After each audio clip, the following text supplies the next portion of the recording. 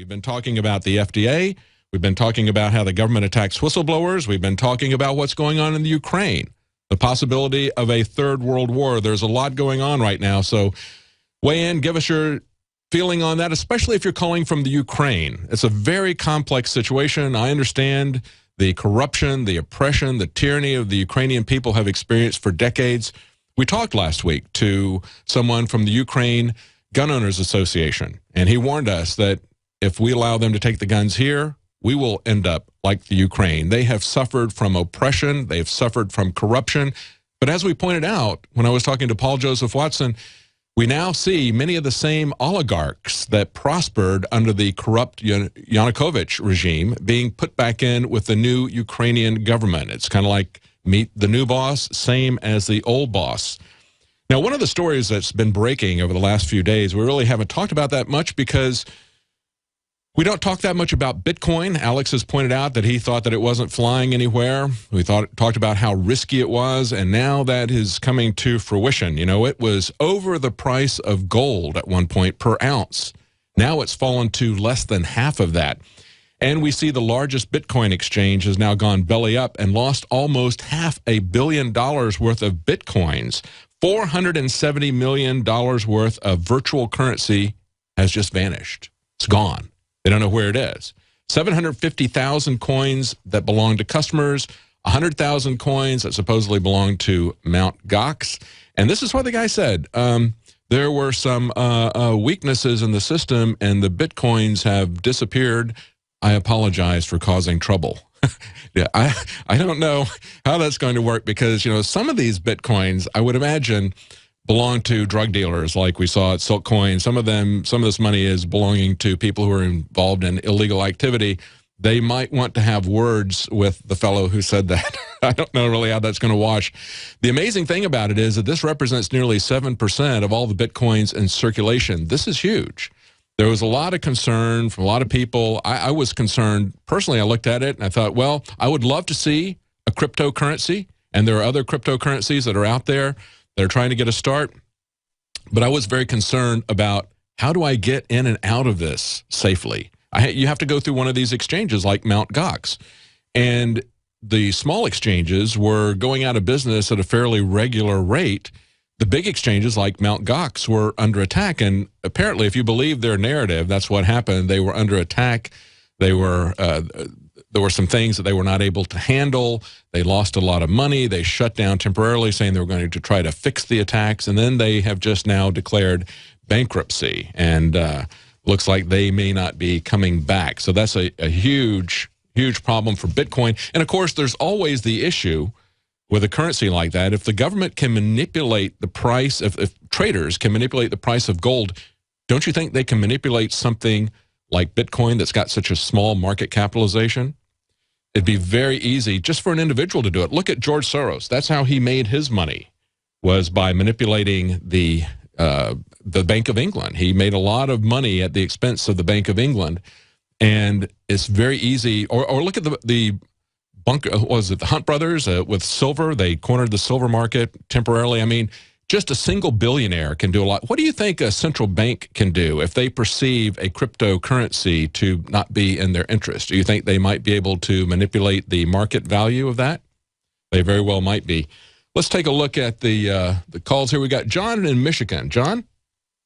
Hello, are you there? Hey, David. Hey, John. What's on your mind? I was about Ukraine. I had called yesterday and I brought up a good point with Alex, but he didn't have enough time. Yesterday's show was quick, you know. I just wanted to mention that I was talking about how geographically speaking, Ukraine is far inside Russia, and in this whole process of these Nazis basically taking over the country, Russia sees it as a threat. You know, they're going to cut off access from their Black Sea fleet and deny access to the Mediterranean. And at that point, I mean, many Western think tanks have acknowledged that they become indefensible. And so, I mean, one has to take an event in the context that the U.S. has been putting the missile defense system in Poland and Romania, and they try to say it's meant for the Iranian missiles, but, I mean, who knows what it's truly meant for, The Russians take it as a doctrine against them, like a first strike doctrine, to take out their second-strate capabilities of the Russian nuclear forces, you know? And Yes. 2 years ago, there was that conference in Moscow where the Russian, I forgot his name, but he was the general chief of staff. He said that Poland and Romania missile defense systems are first-strike efforts against Russia, and they will not allow them to be built. Like he stated that clearly. And it's a real question, isn't it? When do defense preparations not really serve our best interests? When do they provoke counter reactions from other people? When do they provoke instability from other people? When do they undermine our security? And certainly, I think at this point, when the American government is openly fomenting revolution in the Ukraine, in the Crimea, attacking Russia's vital strategic, military, economic interests there, that is a very dangerous, very provocative thing. I think it is very much akin to Russia trying to put missiles in Cuba. I think that's what's happening, and I think that's probably the way they view it. It's a very, very dangerous game that Victoria Nuland, the State Department, John Kerry, and Obama are playing right now. It is. It is. You know, you go back to 90 and 91 when the Soviet Union disintegrated.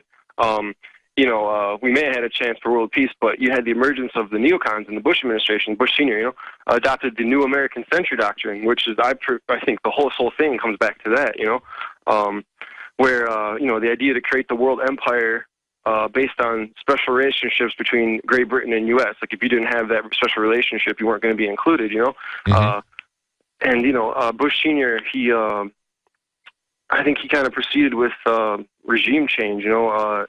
He wouldn't. So if you're not going to submit to the idea of world empire, they're going to change your regime. You can see it. It happened in Iraq, Libya, Syria. They wanted to do it in Iran.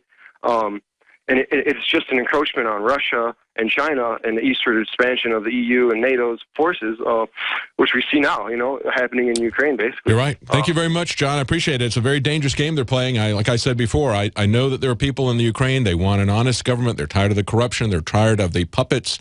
But we also see that the American government is playing a very dangerous game of escalation. Let's go to Bob in Michigan. Bob, you wanted to talk about the Ukraine? Yeah, thanks for taking my call. This is pretty obvious. I just wanted to add to the other comments on this Ukraine situation. I just hope we have enough people left in the flag officer department that have their head on straight, and the rest of them, I think, are dealing in some kind of alternate reality of what they're doing.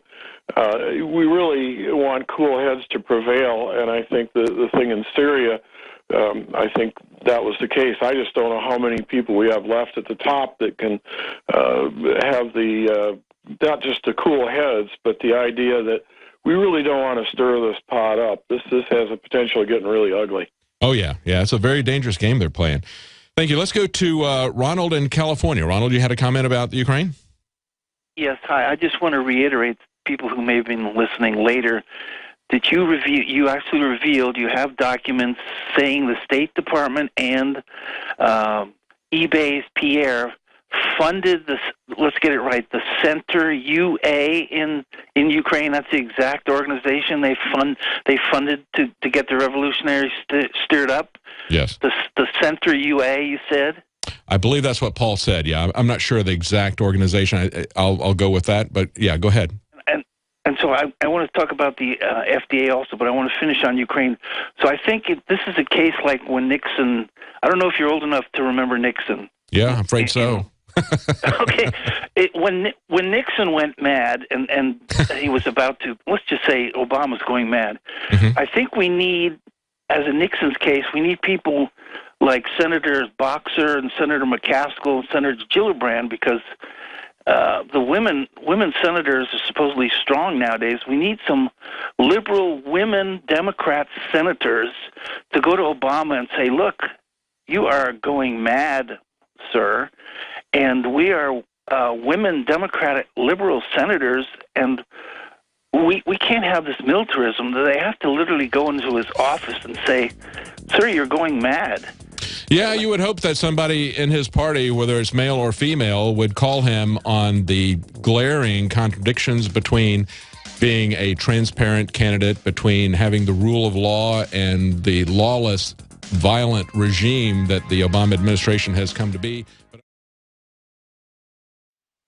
Many anthropologists and archaeologists believe that before man even discovered the power to harness and use fire, we were involved in agrarian activities.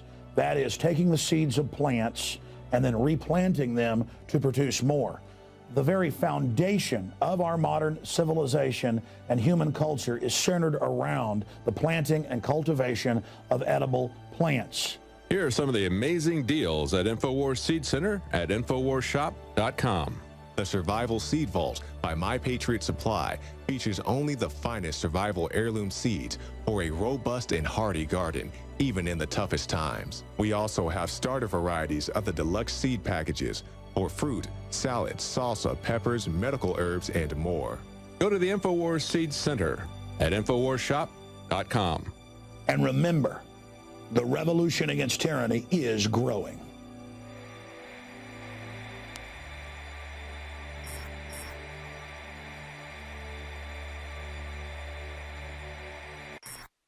Many anthropologists. We've been talking about a wide variety of topics. We've been talking about the Ukraine, what's going on there, the dangerous game that's being played by the State Department and the Obama regime, the brinksmanship that could bring us into a third world war. We've talked about the corruption of the FDA, the concern that they are losing the information war, the fact that they want to spy on all social networks, your comments, your observations. They want to close that loop of control. They want to know if the lines that they're feeding you, if you're really buying that. Are you really accepting that? So they've put out a RFP. They want someone to come up with a business model that they're going to pay them to do that, to try to move your opinion. That's right. It really is an information war. Now, we've talked about the Internet of Things. We've now got the Internet of Cops coming. Now, the Internet of Things, in case you don't remember or in case you don't know, that's the sorts of things that General Petraeus talked about, how he said your refrigerator, your appliances in your kitchen are going to be listening to you. That's where they have the competition that's going on between Cisco and IBM about creating the Internet of Things on the actual physical highway. Actually turning your roads, the actual physical roads, into an information highway. You know, they came out with yet another one of these requests for proposals where they wanted a license plate database. That was the Department of Homeland Security. We reported on that, and a few days later they said, oh, never mind, we're not going to do that anymore.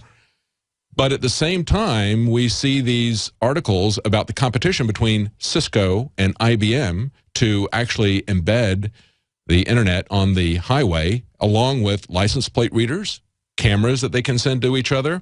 And of course, they want to monitor, guess what?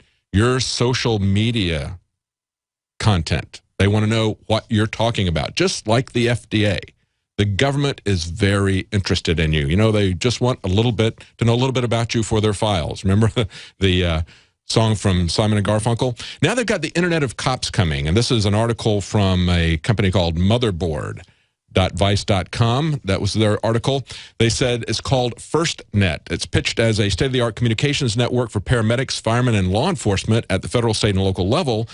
It's going to give cops on the street unprecedented technological powers, possibly hand over even more intimate data, you can bet, about our lives to the highest ends of government and its intelligence agencies. And while the system has already been tested in a handful of states, 2014 will likely see it rolled out farther. FirstNet is what they're calling it. You know, this is, we see them doing this. We see them getting their own highly secure internet. At the same time, they're talking about having the power to turn off our phones because they want to watch you. They think that they have the right to watch you, whether you're in public or whether you're in private. But if we videotape them, or if we talk about what they are in the middle of doing, if they're committing a crime, if they're acting illegally, they want the power to basically shut off your phone, shut off an entire area. They want to be able to see if there's a lot of traffic being uploaded from a particular area, because maybe there's a demonstration, maybe there's some kind of illegal activity going on there by the government. They want to be able to selectively shut down cell phone service to that area, Wi-Fi service to that area, because they don't want you to know. That's the information war that we're in. That's a very, very powerful thing. We see videos over and over again about the police overreacting, shooting people, beating people, killing people. It's happening on a regular basis. Why? Because people have the ability to record this now. So they want to shut that down. Let's go to one of our callers. We've got someone on the line, Jerome in Texas. You want to talk about a demonstration in D.C.? Yes, can you hear me? Yes, I can. Go ahead. All right. Yeah, I've been watching for a long time InfoWars and Alex Jones since I lived in Los Angeles years ago. And I recently retired from Universal Studios in Hollywood, moved to Austin, Texas, because it's the only place left that I consider the true America. And I recently came upon Colonel O'Reilly's website called Operation American Spring. Have you heard of it? Vaguely, yeah. Well, he's trying to get millions of people to come to Washington to protest the NSA and the unfair treatment of veterans and the restoration of the Constitution of the United States to what it used to be. Well, I think that's a very healthy thing. You know, it had a big effect. It was actually the origin of the Tea Parties when they had that demonstration in Washington on September 12th, protesting the bailout, the crony capitalism that was TARP. I think our government leaders need to hear from us. They need to see us exercising our constitutional rights to petition them for redress of grievances.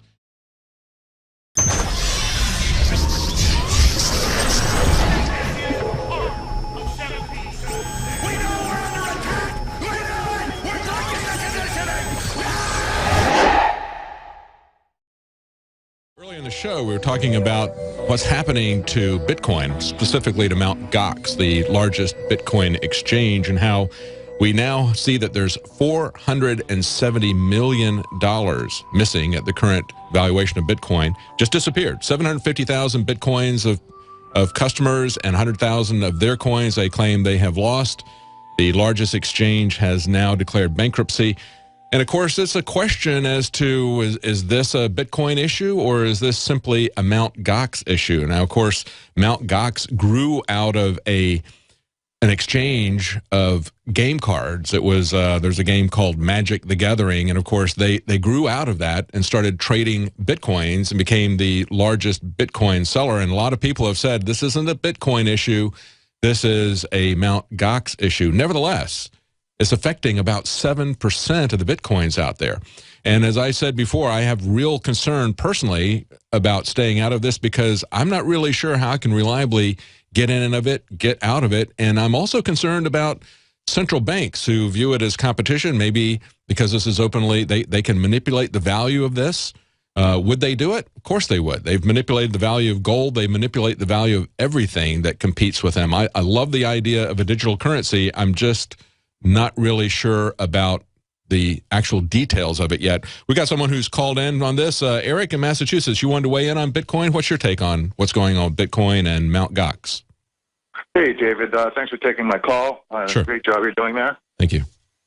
I just wanted to, I guess I know Alex has had an issue with Bitcoin from the beginning as well. And, you know, years ago I put a video out with some issues I had about Bitcoin.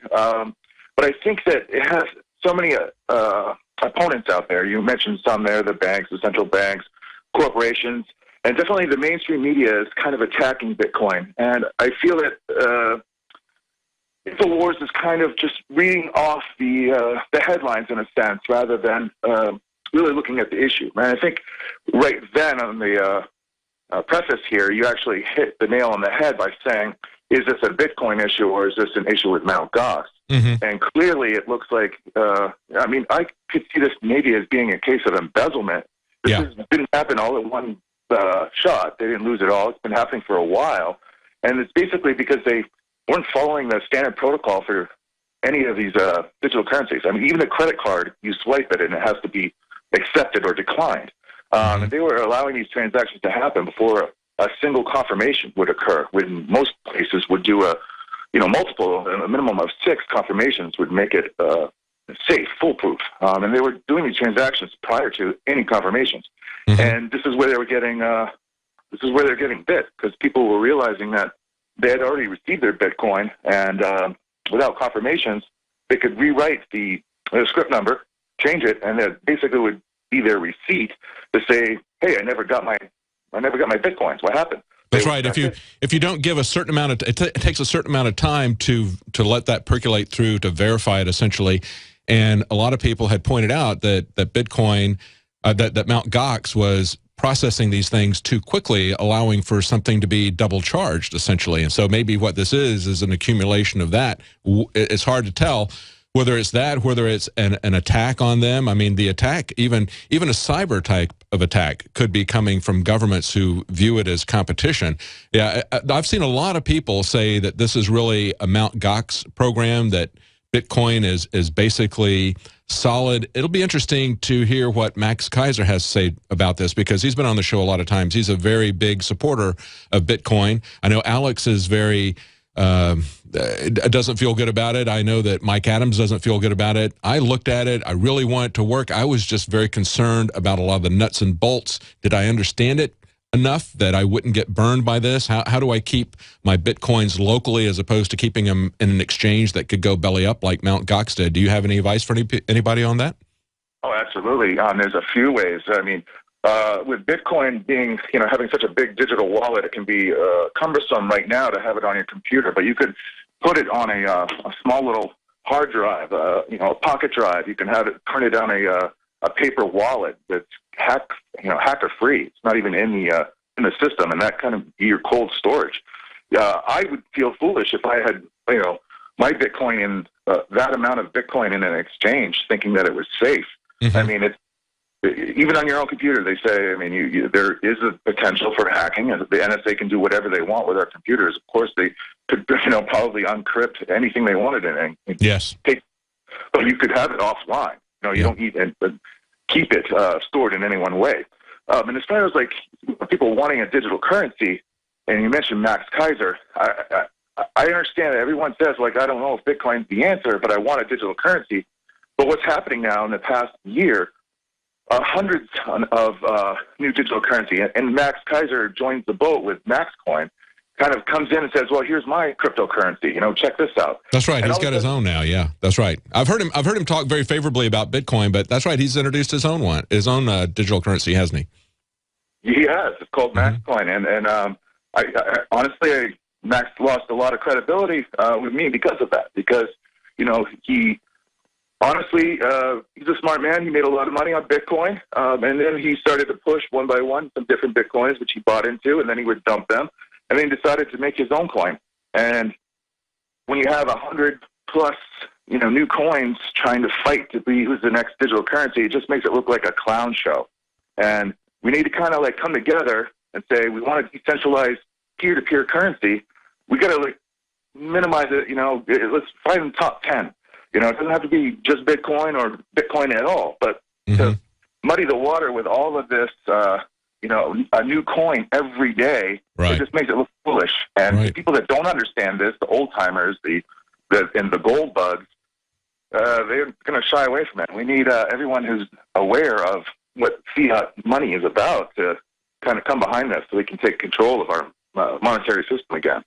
Very good point. And, it is gaining currency, so to speak, no pun intended. It's gaining currency by many different places where you can actually use the Bitcoins. And I think that's really the key. As long as you've got to move in and out of currencies like the U.S. dollar, and as long as you've got to move in and out of the British pound or whatever, it's still going to be a bit of a problem. If you can keep your money in Bitcoins and buy goods and services with it, get paid with it, if you've got a whole ecosystem, that would be a very valuable thing. So we're going to keep looking at it. I mean, we're not throwing it under the bus yet. It's just simply amazing, and it is something that people need to be very careful about. I mean, that's really what we're talking about when we look at these issues.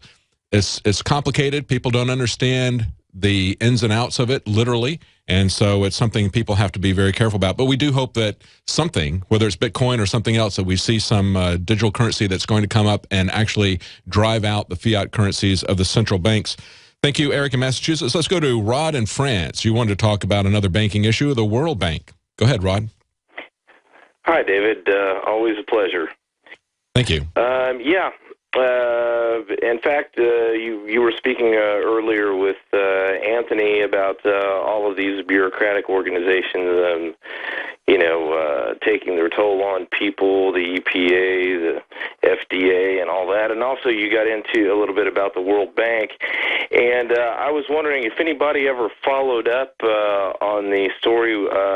You had a large part in that story of Karen Hudes, who actually got shut down by Eric Holder when she went to work. She was exposed. She was a whistleblower, and she exposed some corruption at the World Bank, and they just threw her in handcuffs and put her in jail, and that was some pretty big news. And I just wondered, has anybody followed up on that?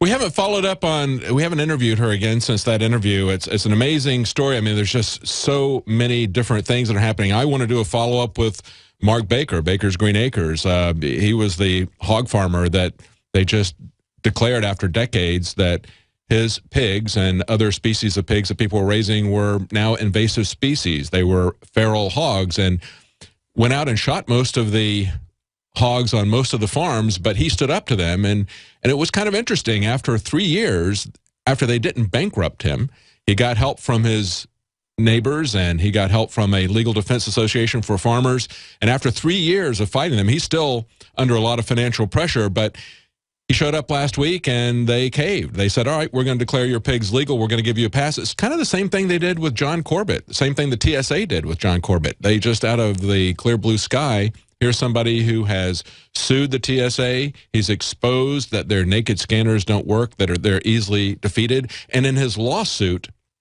his most recent lawsuit, he was able to look at documents, and he quoted some of these documents, and of course they redacted them out. But when they published them on pacer.gov, they forgot to redact out. They didn't put the redacted version up. They put the unredacted version up. So you can see both of them, and you can see that in one of the documents he was able to look at, the FDA admitted back in 2011 that there was no, I'm sorry, not the FDA, the TSA. I get these alphabet agencies confused. The TSA admitted that there was no threat on either airplanes or airports. And this was at the same time they were threatening to make Texas a no-fly zone, because we had some state legislators who had passed a law that would stop the illegal, unconstitutional handling of women, children, and men at the airport that the TSA is doing. So they knew there was no threat, and yet they threatened to shut down all the air traffic in and out of Texas. That's the real threat to our freedoms. So I'm not really sure what happened with Karen Hudes and the trial that she had with them. We have so many whistleblowers that we're looking at, and of course there's this whistleblower at the FDA that is now coming back into the news,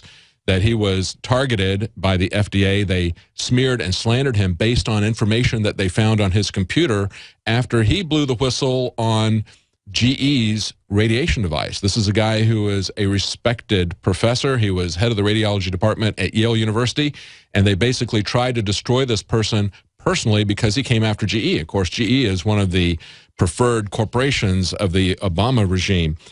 Let's go to Ed in Maryland. Ed, you had a question about banks. While we're on the topic of banks, go ahead.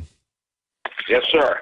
I went online first thing this morning, checked out the stock market. Seemed that everything was down, so I went and checked my bank account, and I couldn't log in. What's your bank? What bank are you banking with that you couldn't log in? It's Aberdeen Proving Grounds. It's a credit union. Oh, okay, credit union. And then I tried the telephone, the automated teller, and put in my code and whatnot to try to get through there, and it still didn't work. And of course, the banks are closed today because of the weather here. Yeah, it brings up an important point, which, it's not just Bitcoin where you can have technical issues. You can have those kind of issues with any bank, with any credit unions, even with the big ones. And it's something that everybody's very concerned about, especially when we look at them constantly pushing us into a digital currency. And that I think is one of the weakest points of Bitcoin. It's good that it's not controlled by the central banks, but it is still a digital currency. What happens when the internet goes down, when they take the internet down? I mean, you have the problem then that you have with this online banking with a cashless society. You have that in spades. So, yeah, eventually we're going to be back to precious metals, I think, like lead and brass and food. You want to make sure that you can grow your own food, that you've got a real skill, because all of this other stuff could just be flushed down the toilet, down the memory hole at any point. And it's not just Bitcoins. It's the Federal Reserve notes that you've got in your bank. Let's go to Wayne in Arizona. Wayne, you had a comment about a sheriff there? Yeah, sometime back I was up on my farm or ranch up in northern Arizona, and sheriff came onto my property illegally and accused me of horse wrestling. I'm a cowboy, and I told him, I said, I have no idea, and he told me that he had tracked my footprints of my horse from a place where a horse was stolen. And I informed him that I had nothing to do with it, and I didn't believe he tracked me to my property, and I told him that he couldn't track a deer on a deer farm, I told him. Well,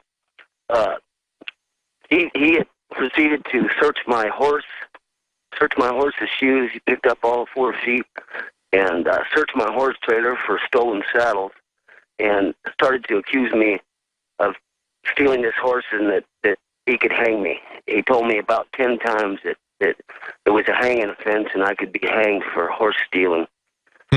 And I argued with him for a few minutes, and pretty soon I just walked over to my front gate and escorted him off the property. Well, another time, sometime back, there was a cow that was a cow and calf that was shot by a hunter, I imagine, or some kids.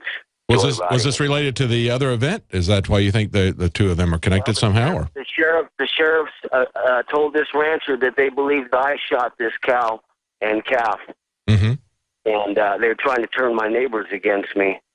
And I had to talk to this neighbor who was a pretty dangerous character. Well, you know what that does is that really just kind of that's why it is so important for us to have due process. That is what is so scary about the fact that Obama and the Republicans are happy with things like the Indefinite Detention Act and the idea that with the war on drugs, or even what the FCC is hoping that they can do now to enact CISPA, and that is somebody accuses you of a copyright violation, or they accuse you of being a drug dealer, or they accuse you of this or that. Increasingly what we're seeing is that the government is maintaining that if you're just merely accused by a neighbor or by someone else, they can take action as if you had had your full due process and been found guilty. And that's been going on. That type of thing has been happening going all the way back to the war on drugs, where they would go in and confiscate people's property before they had their day in court, before they were found guilty, merely based on the accusations of law enforcement or based on the accusations of someone who may have had a grudge with someone. We even saw that in Washington, where we had an ex-wife accuse a man who lived in Washington of having firearms. It turns out that he just had like a spent shell, I believe, a spent shotgun shell, and now they're coming after him in Washington, D.C. because of that. Even though it's a shell that was misfired, he kept it as a souvenir. They're saying that he had a dangerous contraband weapon. This is why we all have to be concerned that the government honors what they said they would do in the Constitution. That is, give us full due process. Thank you, Wayne. Let's go to someone else in Arizona. Damien in Arizona. Damien, what did you want to talk about? Yeah, hi. First, I wanted to, I don't know if you guys are aware, Officer Jack McLamb passed away recently. I don't know if Alex talked about that. No, I'm not sure that he did. I didn't know that. But you're aware of Officer Jack McLamb, though, right? Mm-hmm. Yeah, he just passed away. Anyway, yeah, I was listening to Ernie Hancock, another libertarian activist in Phoenix, and he was talking about it, and he attended his a funeral. Yeah, I didn't know that. I'm sorry to hear that. Oh yeah, yeah. I just thought in case Alex wasn't aware that he did. Hello, this is Hank Hill, and I'm telling you what, you need to listen to Alex Jones. Yeah. Infowars.com. I judge, what is the secret of the universe? Infowars.com.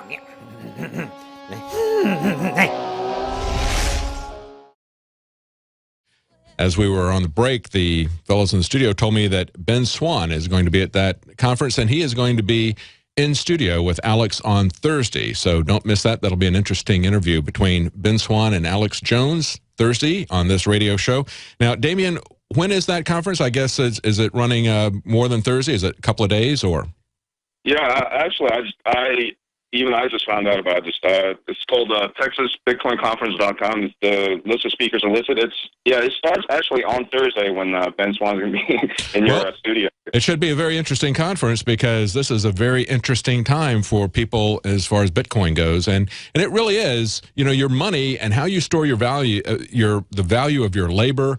Can you honestly store that? That is vital to anybody's liberty. So we all want an honest currency. We want anonymity. We want transportability. Those are things that we see disappearing from the fiat currency. So everybody is looking for something that is going to be more honest, more trustworthy than the American dollar. And of course, that's not really that high a standard. You know, we might be able to find something out there. Let's go to, thank you, Damien. Let's go to Sean in Australia. Sean, you want to talk about medical tests? Hello, how are you? Doing good. Yeah, here we got the new world order in full strike mode. We got Abbott here. I don't know if you've seen this guy, but he's like straight out of the Matrix, and they have a swab where they set up roadblocks, and it tests for 80 different substances. Really? So you think they're doing it's 80 different substances? Are they recording it into a DNA database? Yes, and it's a trial. They're just trialing it here in Newcastle. I'm sure if enough people go with it, they'll just, put it all through Australia. And it's just out of line. Now, you don't sound Australian. Are you an American living in Australia? Yes, sir. I'm from Las Vegas, Nevada, and I just wanted to tell Alex if he tries to run out of the country, it won't work because they'll follow him. Yeah, that's the problem. It is a global new world order. It is everywhere, and that is the problem. Is as he's pointed out, there's really nowhere to go. We have to push this back. We have to get control of this, and right now it's an information war, and we hope that it's not going to turn into a hot war like we see in the Ukraine. But it is something that we're going to have to fight here, and they understand that they're losing. That's why the FDA is putting out contracts to try to monitor social networks, to try to see what people are saying about their rulings on medical devices, on drugs, on food. They understand that people are being informed about the harmful things that they're approving and essentially giving legal immunity to, and also using this to help the crony capitalists who are in bed with the Obama regime to drive out their competitors, to cover up their misdeeds. So that's something we all need to be concerned about. But you're in Australia now, and you don't think it's any better there than it is here, right? Well, there is one thing I have to say. It's just such a beautiful country, and the people here. It's Mayberry. I live in a little suburb called Walls End, and there's not even police here. Not even Andy and Barney with one bullet. And it is. And this is the way they're doing it now. I got my first speeding ticket in the mail. What it is there's not a lot of police force, but they do have this, new technology online, and they're going to, will target the people they want to target. Yeah. Wow, that's amazing. You are watching the best of the Alex Jones Show, weekdays from 11 a.m. to 2 p.m. Central. Watch live at Infowars.com/show or become a member of InfoWarsNews.com and help us take resistance to the next level.